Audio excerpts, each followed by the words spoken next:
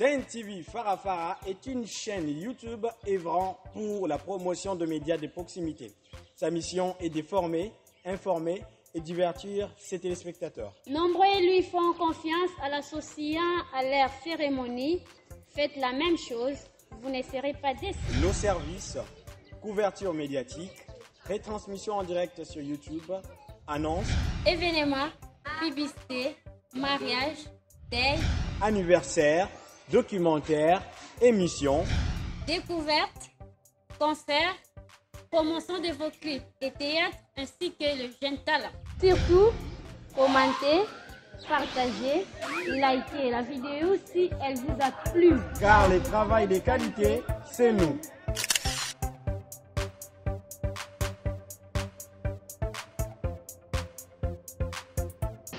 Bonjour tout le monde. Bonjour à la presse, bonjour aux équipes ici présentes. Je me présente au nom de Omega Mbadou Manou et en ce qui nous concerne aujourd'hui, je suis candidat député provincial à la ville de Boma. Je suis informaticien de formation. J'ai aussi un parcours dans l'entrepreneuriat, je suis chef d'entreprise.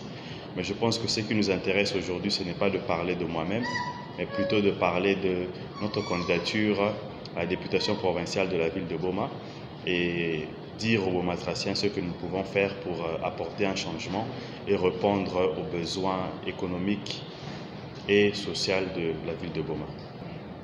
Omega Mbadou, qui est Omega Mbadou?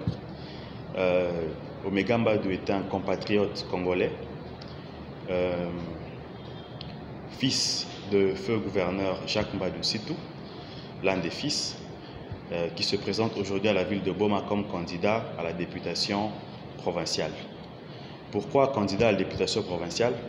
C'est parce que nous pensons que nous pouvons apporter un changement tout en étant des représentants de la ville de Boma à l'Assemblée provinciale. Ma vision est axée sur trois piliers. Le premier pilier, c'est une politique de proximité. Le deuxième pilier, c'est de militer pour l'équité et l'égalité. Et quand je vois l'équité et l'égalité, je vois une répartition équitable des ressources de la République démocratique du Congo. Je veux que la ville de Boma puisse en tirer les dividendes qu'il faut, les dividendes qu'elle mérite. Le troisième pilier, c'est militer pour le développement durable, développement économique et social durable. Alors, en parlant de politique de proximité, dès lors que j'ai lancé ma fondation ici à la ville de Boma, j'ai eu à travailler d'arrache-pied et en proximité avec plusieurs couches de la communauté. Récemment, dans le cadre de ma campagne, j'ai rencontré les enseignants de la ville de Boma, j'ai rencontré les médecins de la ville de Boma, j'ai rencontré les motards, communément appelés mototaxi Wewa de la ville de Boma, et plusieurs autres sous-groupes qui composent la communauté de Boma. Alors, ces échanges tournent sur les défis quotidiens que font face ces compatriotes. Je donne l'exemple. Par exemple, je parle des Wewa. Alors, le plus grand problème aujourd'hui, je pense que s'il y a un accident qui se produit en route, il n'y a pas de suivi médical approprié. Ces gens-là, aujourd'hui, je pense que plus de 50% du trafic du transport dans la ville dépend de ces gens-là. Mais ils sont caricaturés comme des voyous et souvent des mendiants, des maladroits. Or, sans les Wewa aujourd'hui, le trafic de la ville est paralysé. Alors, nous rencontrons ces gens-là, nous les écoutons, puisque si nous disons vouloir représenter la ville de Boma, il est important de rencontrer tous les gens dans leur secteur et sous-secteur. C'est dans ce cadre-là que j'ai engagé des pourparlers avec beaucoup de couches de la société pour échanger avec eux, pour comprendre quels sont les défis quotidiens auxquels ils font face. Parlons des infirmiers, nous les avons rencontrés, les médecins, c'est la même chose. Il y a plusieurs défis qu'il faut relever dans la ville de Boma. Alors, la plus grande question, c'est qu'est-ce que nous voulons faire pour la ville de Boma? moi personnellement, je ne crois pas que j'ai les réponses ou les solutions à tous les problèmes de la ville de Boma. Mais en ce qui me concerne, je me suis engagé fermement à accompagner notre communauté et à défendre leur cause. En tant que quelqu'un qui veut être porte-parole de cette communauté, il est important de connaître les vrais soucis de la communauté. Il est important de comprendre le contexte politique congolais. Il est comprendre d'avoir une vision précise et de mettre en place des mécanismes adéquats pour permettre à la population d'émerger. Parce que plusieurs personnes se proposent candidats. Aujourd'hui, en tant que candidat, je ne peux pas parler d'une vision de développement. Parce que, en tant que candidat, je dois parler pour la population. Mais la vision de développement, c'est ensemble que nous bâtissons une vision de développement. Je ne peux pas, moi, avoir une vision centrée sur moi-même, sur mes idéaux, sans pour autant échanger avec la population. Mais en ce qui nous concerne, je pense que nous sommes prêts, nous sommes persuadés que si la ville de Boma porte leur choix sur notre candidature, nous allons les défendre. Et avant d'être ici, j'étais dans une émission d'une radio locale où je disais, les gens doivent comprendre quel est le profil d'un bon candidat. Pour moi, je pense que je vois trois choses. La première des choses, c'est l'amour. Celui qui se veut être porte-parole d'une communauté doit aimer cette communauté. Et qui dit amour souhaite le bonheur de cette communauté. C'est pour cela que je pense que le premier critère, c'est quelqu'un qui doit aimer cette ville, qui doit se dire que pour moi, je suis prêt à tout. Le deuxième critère pour moi, c'est quelqu'un qui est intègre. Nous savons tous comment la population, comment la politique en RDC est en train d'évoluer. Beaucoup de gens aujourd'hui, rien qu'en regardant le nombre de candidats qu'il y a à la députation, je pense que ça saute à l'œil. On a plus de 200 candidats, alors il faut se poser les questions.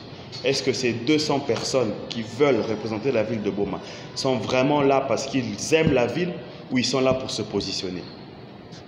En ce qui nous concerne, je pense que moi, je ne dirais pas que je suis le plus riche ou parler de moi, c'est encore, comme je l'ai dit, une prétention. Je n'aime pas parler de moi, mais je pense que nous voulons servir la ville en toute honnêteté, intégrité et sincérité. Donc après l'amour, pour moi, c'est trouver un porte-parole qui est intègre, qui est honnête et qui est sincère. Et le troisième critère pour moi, c'est de trouver un visionnaire. Un visionnaire, c'est un manager, c'est quelqu'un, là où les gens voient une crise, lui, il voit une opportunité. C'est un peu le modèle chinois où, quand vous voyez un trou quelque part, les gens se disent, non, ici, il n'y a pas de voie de sortie, mais lui, il voit la possibilité de créer des engins pour pallier à cette route-là. Donc, on a besoin des managers, des gens qui savent créer des richesses. Je pense qu'avec mon background entrepreneurial, nous savons quand même un tout petit peu les rouages qu'il faut, comment l'écosystème en RDC fonctionne pour savoir créer des richesses, pour savoir créer un climat apaisé où le travail est mis en avant-plan et le reste, ce sont les dividendes qui vont tomber pour la population.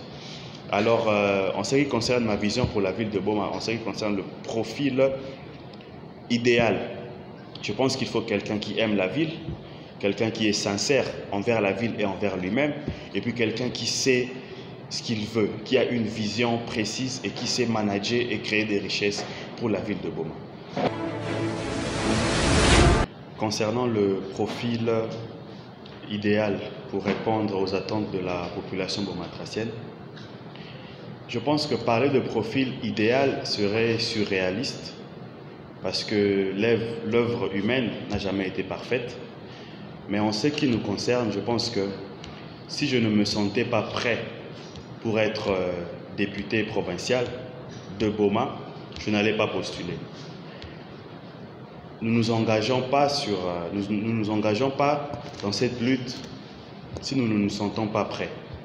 Je pense qu'en ce qui nous concerne, nous avons réfléchi avec notre équipe, nous avons échangé avec la population et la population d'elle-même s'est dit qu'il fallait porter son choix sur nous et qu'il fallait nous soutenir. Et si nous avons plus reçu d'hostilité de la population, je pense que ça nous aurait découragés. Mais si aujourd'hui nous avançons avec certitude, c'est parce qu'il y a quand même une couche de la population qui nous soutient, qui nous motive tous les jours. Et nous ne pouvons que dire merci à cette couche de la population et dire que nous allons évidemment être à la hauteur de leurs attentes pour répondre aux questions qui touchent à leur survie. Je pense qu'aujourd'hui nous portons la casquette de politique, mais ça n'efface pas ma casquette de philanthrope. La philanthropie, c'est quelque chose que j'ai grandi avec, parce que je pense que ce sont des valeurs que j'ai peut-être héritées, même de mon père, qui, dès mon jeune âge, en tout cas, je l'ai vu aider plusieurs personnes. Et aujourd'hui, Dieu m'a béni, j'ai grandi, j'entreprends. Et je m'étais dit, pourquoi pas moi aussi me lancer dans la philanthropie. Et pour moi, c'est une vocation qui n'a rien à voir avec la politique. Je l'ai commencé avant la politique.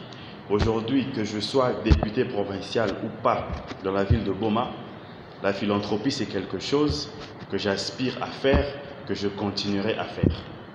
C'est même dans ce cadre-là que j'avais lancé en 2021 déjà, avant même d'avoir des assurances sur les élections d'aujourd'hui. J'ai lancé la Fondation Mbadou, qui a posé des actions dans la ville de Boma, dans plusieurs secteurs. Nous avons touché l'éducation, nous avons touché l'éducation, nous avons touché les infrastructures, nous avons touché la santé, pour ne citer que ces quelques secteurs-là. Alors, quelles sont les attentes de la population par rapport à notre vision? Je pense qu'aujourd'hui, il y a un peu de... Les gens ne comprennent pas trop comment faire la politique. Les gens pensent que pour se démarquer en politique, il faut donner des choses à gauche, à droite. Moi, quand j'ai commencé à le faire, nous n'avons même pas encore l'ambition de nous lancer en politique. Pour moi, c'était une inspiration qui est venue de ma tête, parce que les gens ont l'habitude de célébrer, ou je peux dire de commémorer la mort de quelqu'un. Alors moi, je me suis dit en septembre 2021 que j'allais plutôt célébrer la naissance de papa. Je suis venu à Boma, j'ai rencontré les orphelins, les vieillards. C'est par là que j'ai commencé à poser quelques actions dans la ville. Mais il y avait tout le temps un message qui revenait. Mais pourquoi tu ne te lances pas en politique? Il n'y a aucun enfant de Mbadou qui fait la politique. Nous regrettons, papa, si vraiment quelqu'un se lançait, ça allait nous apporter. Ça allait faire du bien à la vie, ça allait soulager. Alors, je n'étais pas encore dans le bain de la politique, mais j'ai commencé à faire la charité. Donc, je voulais d'abord dissocier ce qu'on fait en tant qu'ASBL, qui est la Fondation Mbadou, et ce qu'on veut faire en politique. Puisque j'ai bien précisé que quand on se lance en politique, tout ce qu'on fait en termes de philanthropie va continuer. Et peut-être même que ça va s'amplifier. Parce qu'on a ce cœur-là où si Dieu donne, on veut redonner à la communauté. Et je pense que si Dieu donne plus, on va encore plus impacter. Mais associer les deux serait une erreur. Je pense qu'en ce qui nous concerne aujourd'hui, je suis candidat député provincial. Et ma vision politique, je l'ai étalée ici, 3 axes. Je me permets de répéter.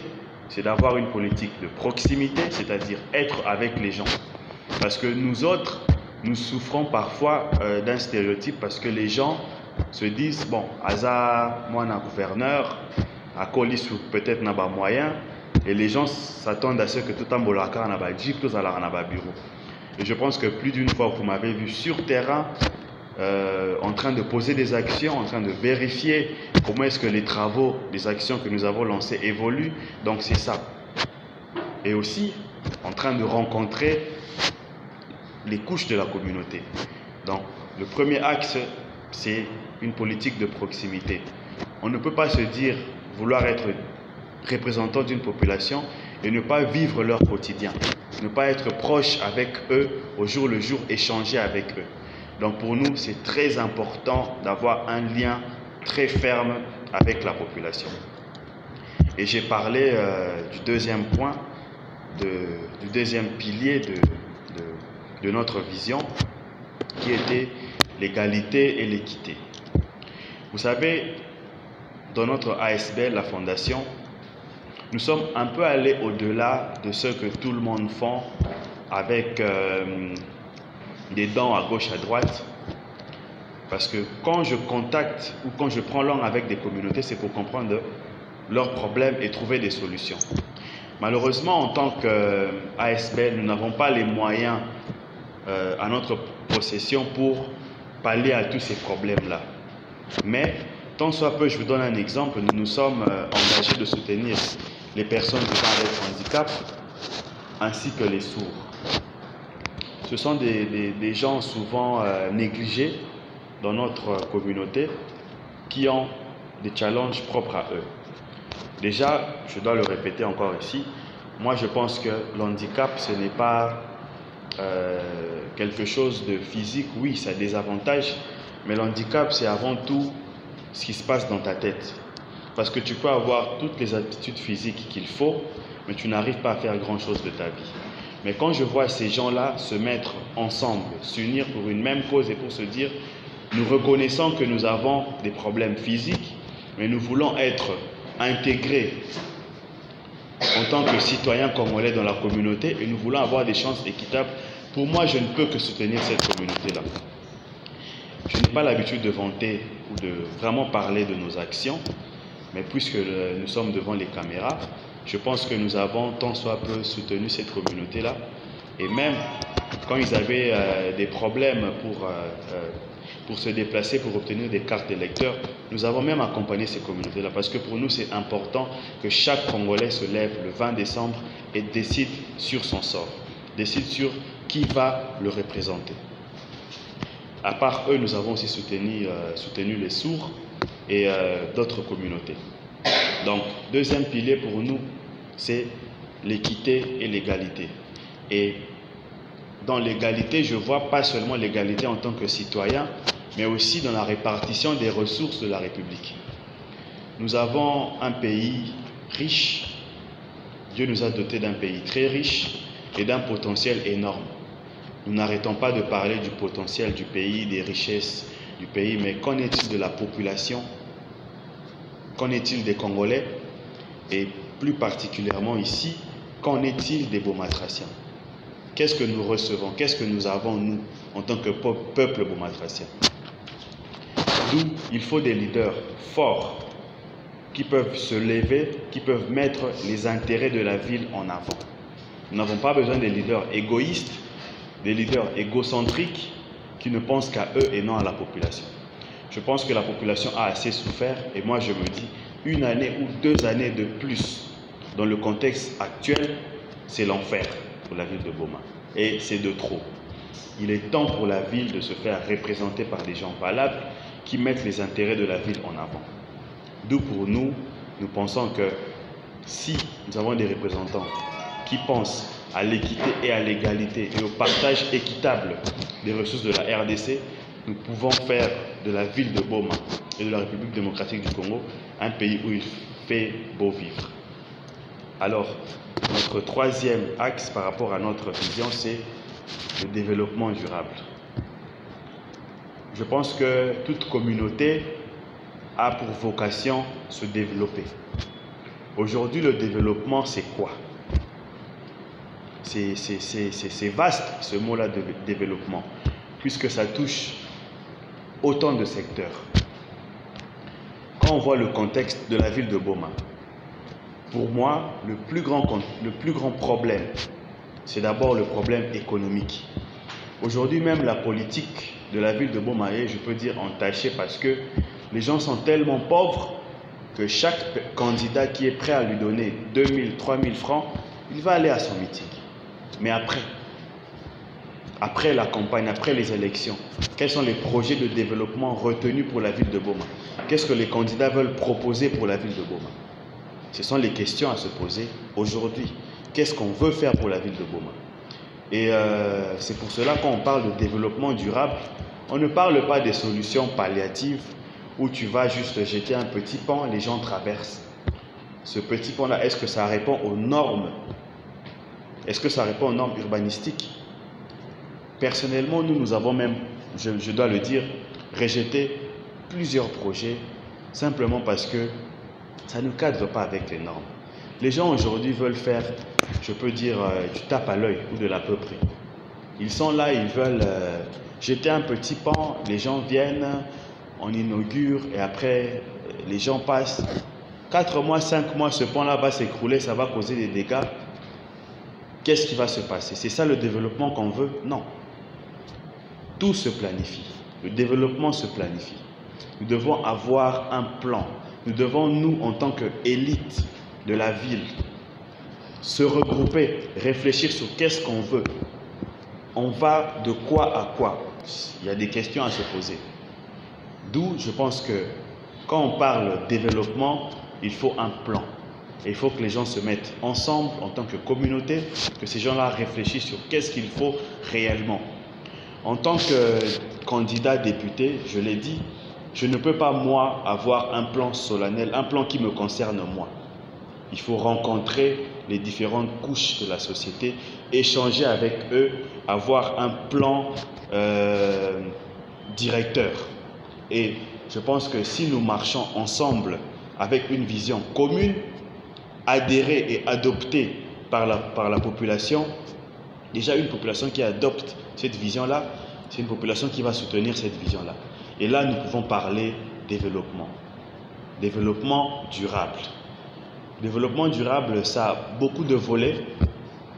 Quand on voit développement durable, on voit développement pas seulement dans les 2-3 années qui suivent, mais dans les 20 ans, dans les 50 ans, 60 ans qui suivent. Ce pays, nous l'avons hérité de nos aïeux. Nous allons laisser ce pays aussi à nos jeunes frères, à nos jeunes enfants. Nous devons réfléchir sur l'après-nous en même temps quand nous pensons développement.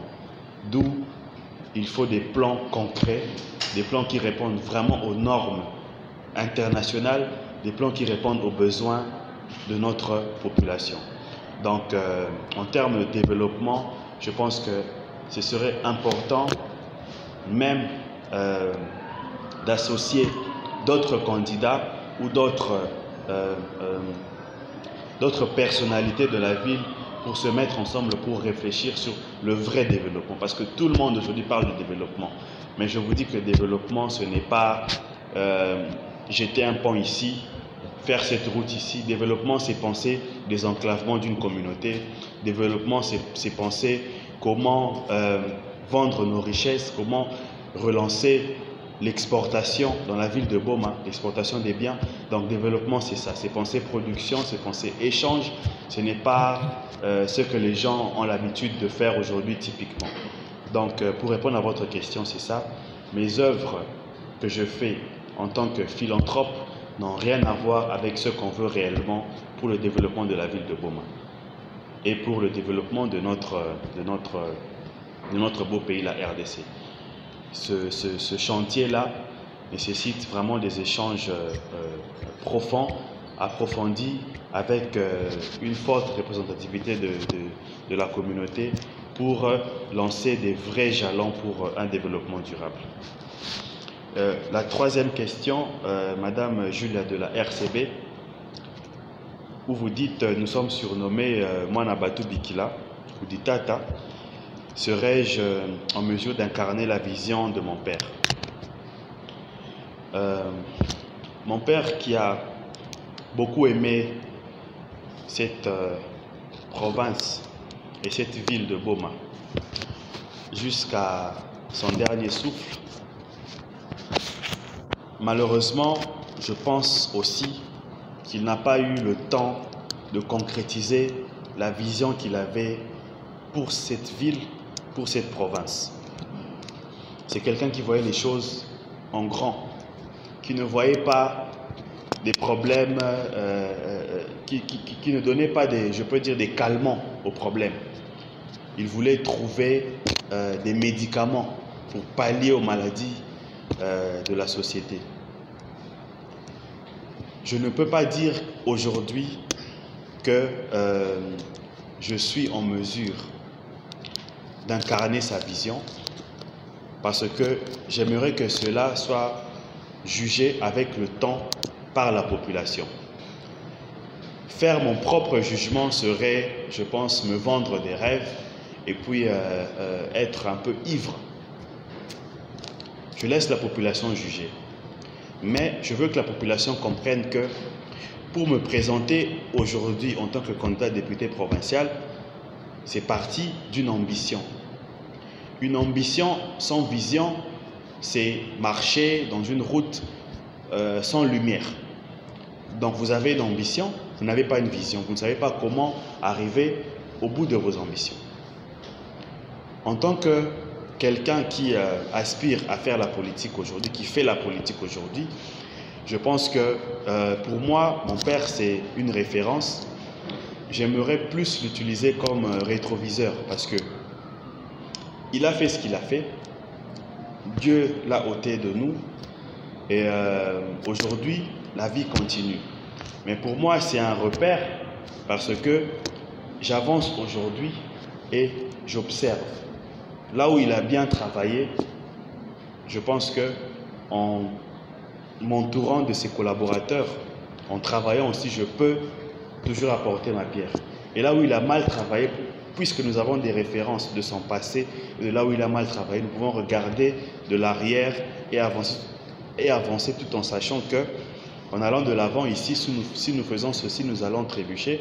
Donc pour moi, il est plutôt un rétroviseur, quelqu'un qui m'aide à voir de l'avant tout en se référant de tout ce qu'il a fait pour essayer d'améliorer là où il y avait quelques soucis. Alors, concernant la question de monsieur héritier de Sarah TV, au lobby, pourquoi na se rallier tena bandeko na ngai. Je pense que la question n'a que répondre en deux volets. Premier volet, ezali ekozala po na ngai erreur en tant que individu mature, responsable, que confondre politique na famille. La politique existe, la famille aussi existe. Politique et kokiko baby sabalien familial na ngai te, tout comme famille et kokiko entraver vision politique na ngai te. Parce que ambition na ngai vision politique na ngai ton nazu yango nanu en tant que individu Omega Mbadou et non Omega Mbadou fils de Mbadou, frère de X, frère de Y. Papa Botiba n'est belé. Aujourd'hui, la ville de Boma ne parle que de Yashika Mbadou et d'Omega Mbadou parce que Yashika est candidat député national, Omega est candidat député provincial.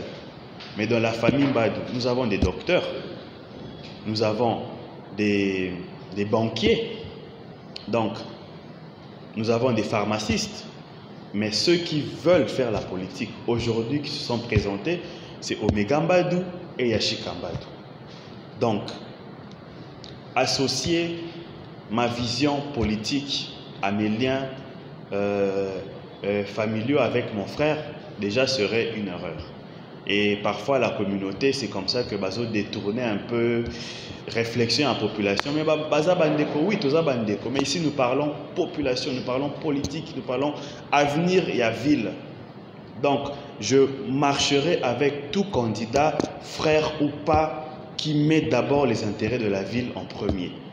Mais je souhaite bonne chance à mon frère, parce que c'est mon frère.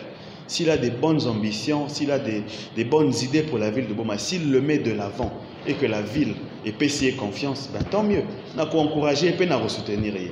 Donc, pour moi, c'est un faux débat. Il reste avant tout, et je précise, mon grand frère,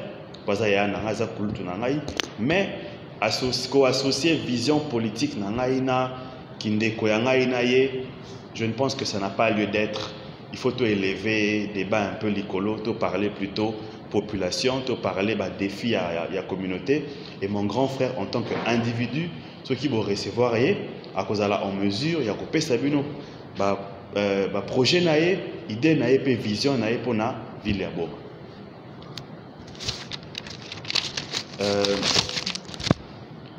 Pour passer, j'espère avoir répondu à votre question.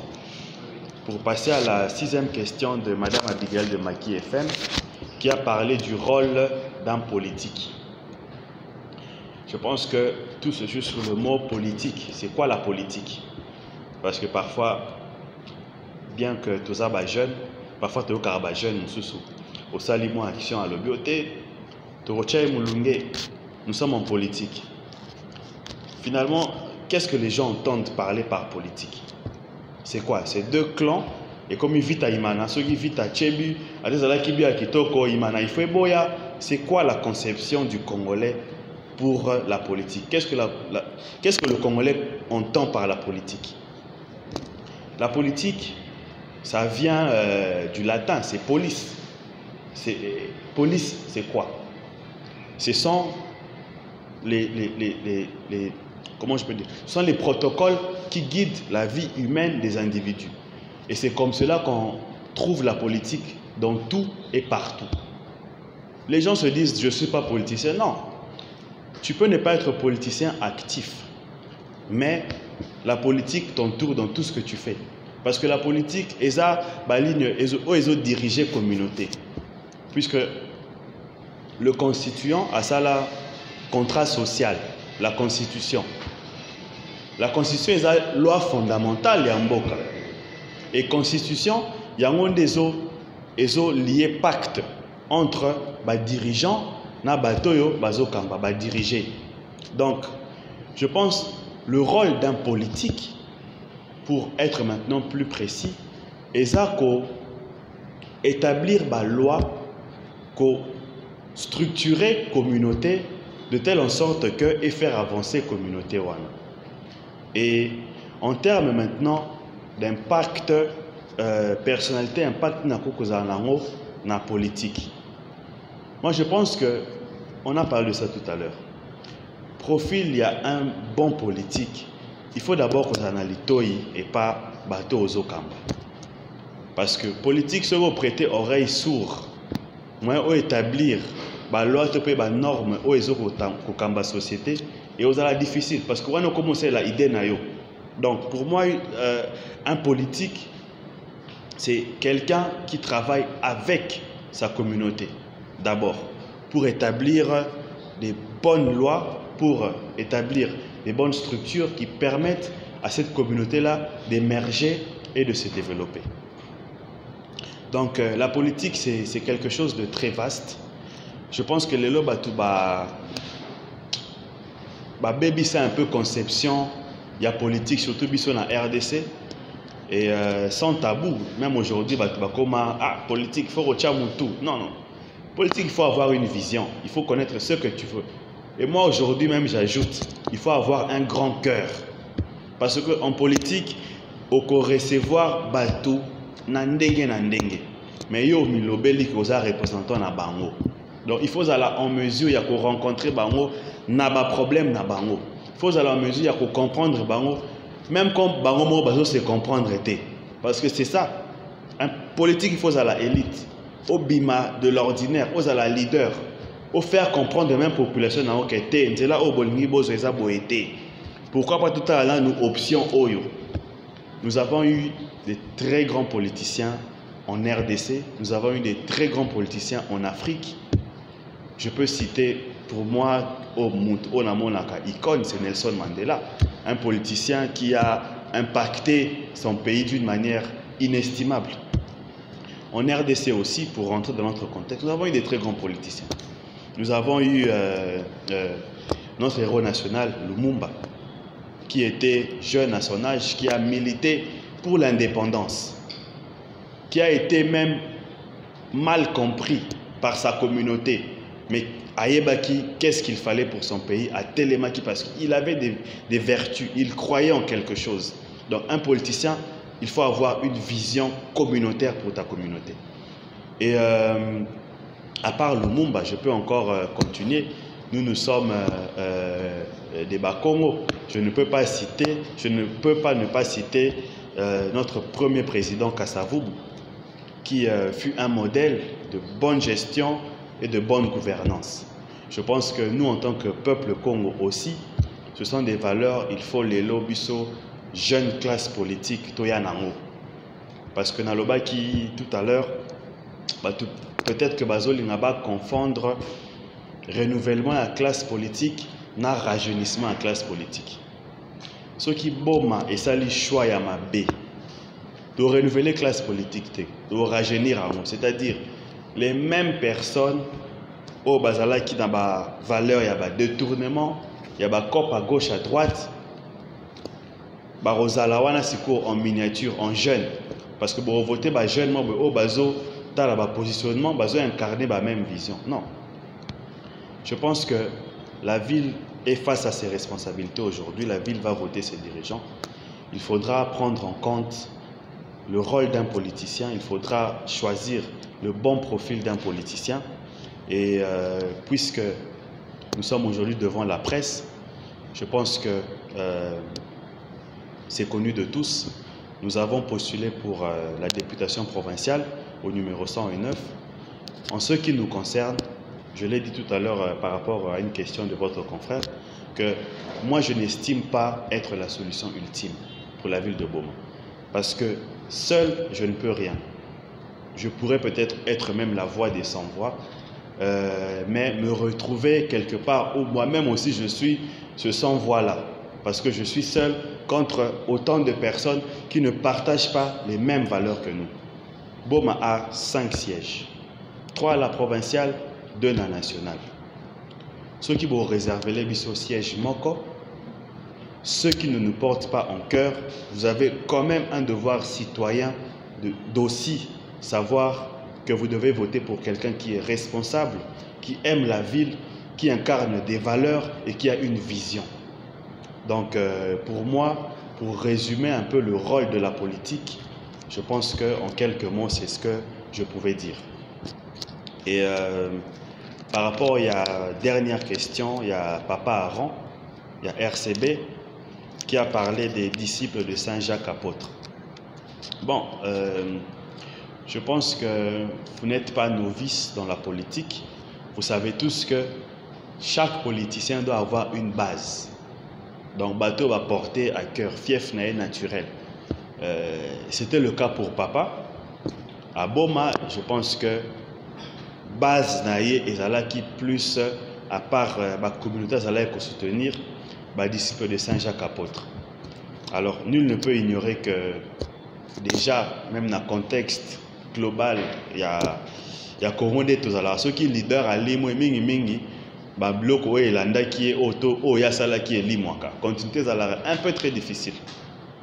Donc moi j'ai trouvé les disciples pour répondre directement dispersés.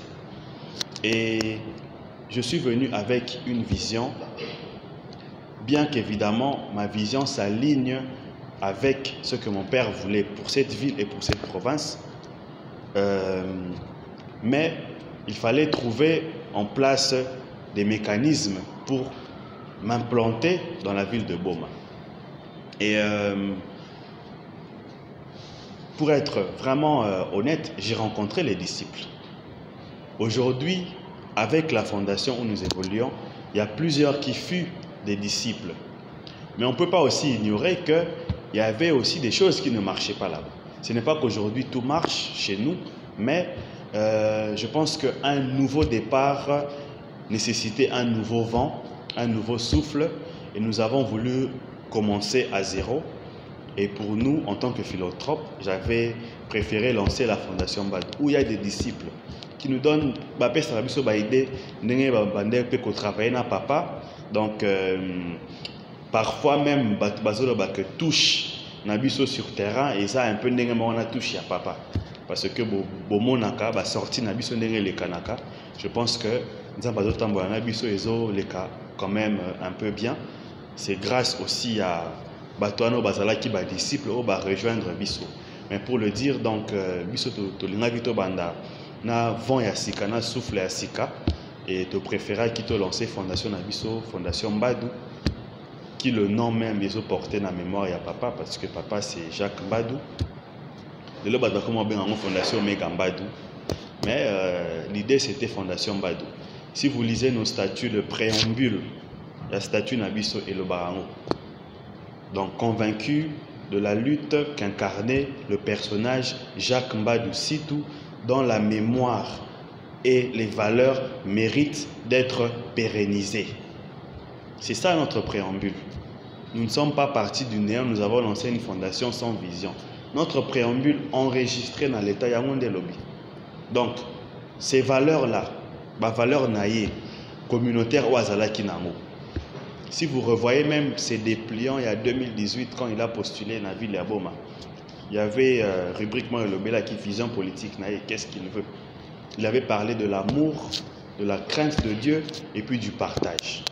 Donc, ce sont des valeurs au Biso Tozo mettre en avant la structure Nabiso Fondation Mbadou, qui est une structure autolancée qui peut pérenniser Kombo Naye, mémoire Naye et l'immoté, et aussi pour impacter ville Nabiso, population Nabiso Yaboma.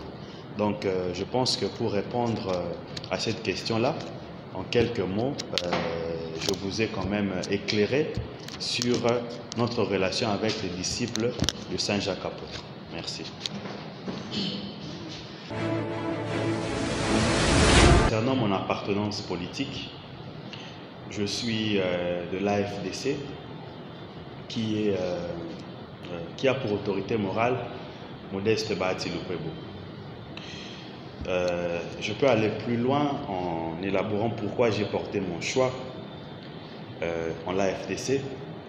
Je pense qu'en tant que jeune qui s'est lancé en politique, d'abord avec une ASPL qui a quand même reçu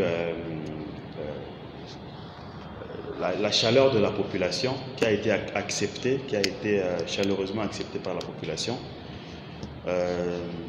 Quand il s'agissait de faire un choix politique, j'ai pris mon temps.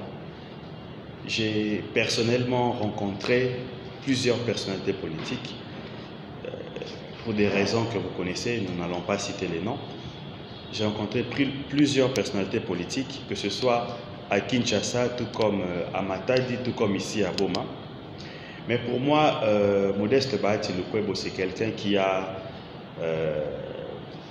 beaucoup servi la République démocratique du Congo, qui a assumé beaucoup de fonctions. Et je pense qu'en tant que papa, qui m'a accueilli comme fils,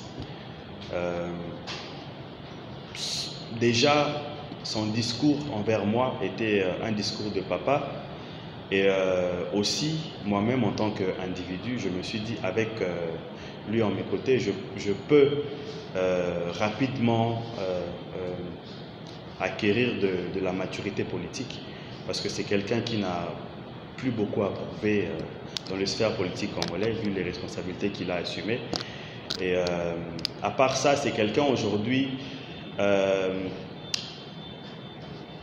je ne voudrais pas trop le faire des éloges, excusez-moi, mais je pense qu'il se positionne aussi aujourd'hui comme encadreur des jeunes. Et pour moi, c'est quelque chose de très bon. Quand vous voyez quelqu'un, un papa qui a déjà franchi beaucoup d'étapes en politique, qui se met aujourd'hui à croire à la jeunesse, à promouvoir la jeunesse, à conseiller la jeunesse, je pense que pour moi, c'était un choix judicieux d'adhérer à la FDC. Et en ce qui concerne les garanties que je pourrais donner à la population de Boma, je pense que le 20 décembre sera un jour crucial pour la ville, parce qu'ils devront choisir les candidats qui vont les représenter à Kinshasa et ici en province. En ce qui nous concerne, une fois de plus, c'est la députation provinciale où nous avons le numéro 109.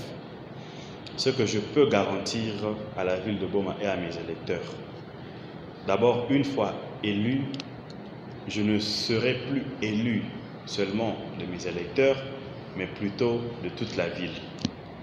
Ce que je peux garantir, c'est d'être à la hauteur de leurs attentes, de défendre les intérêts de la ville d'arrache-pied avec toute mon énergie, avec toute ma force. Vous savez, nous sommes jeunes.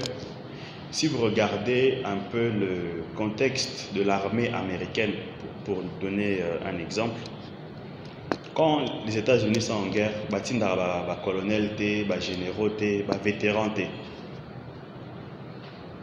Je ne parle pas du mal des autres candidats qui sont âgés, mais c'est juste une illustration.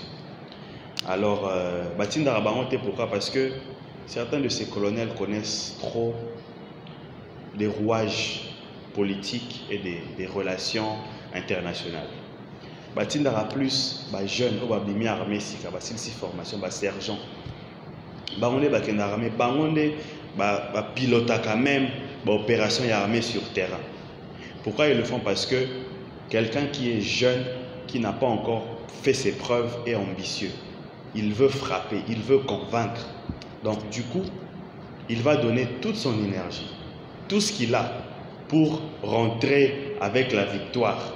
Pour que ton arroson à la base naïe, frappa qui, ennemi wana la victoire, matisse ba grade.